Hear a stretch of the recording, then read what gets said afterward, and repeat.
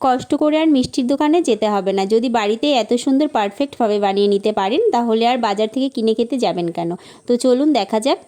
এখানে একটা পাত্রের মধ্যে আমি নিয়ে নিচ্ছি এই যে ছোটো বাটি, এই ছোটো বাটির 2 বাটি ময়দা, আর নিয়ে নিলাম স্বাদমতো নুন, আর নিয়ে নিলাম এই একই বাটির মাপে হাফ বাটি গলানো ঘি দিয়ে আমি ময়ম দিয়ে নিচ্ছি, দিয়ে ভালো করে মেখে নিচ্ছি।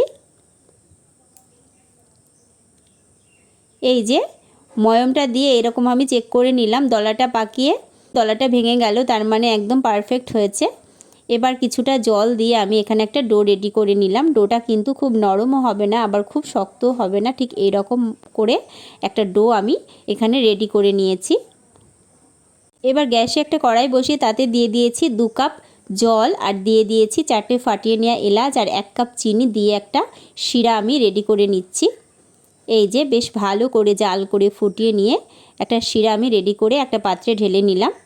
এবার শিরাটা ঠান্ডা হতে থাকবে, ততক্ষণ এদিকে আমি ময়দাটাকে রেডি করে নেব।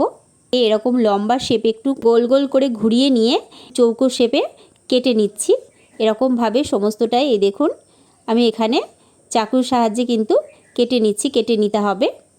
এবার কড়াইতে সাদা তেল গরম করে দেখে নিতে হবে তেলটা যেন উষ্ণ গরম হয়, খুব গরম হবে না, হাতটা সহ্য করতে পারছি এরকম একটা গরম তেলটা হতে হবে। তো এরকমভাবে আমি এখানে সমস্তটাই ছেড়ে দিয়ে দেখুন উল্টে পাল্টে লাল লাল করে ভেজে নিচ্ছি।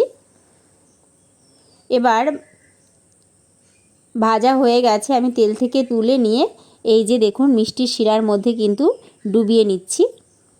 কিছুক্ষণ রেখে দেওয়ার পর এই দেখুন এখানে আমি সমস্তটাই একটা প্লেটের মধ্যে সাজিয়ে নিচ্ছি, আর ওপর থেকে দিয়ে দিলাম কিছুটা বাদাম কুচি।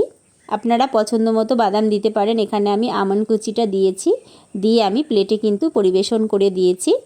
এই যে এখানে আমি একটা ভেঙে দেখাচ্ছি,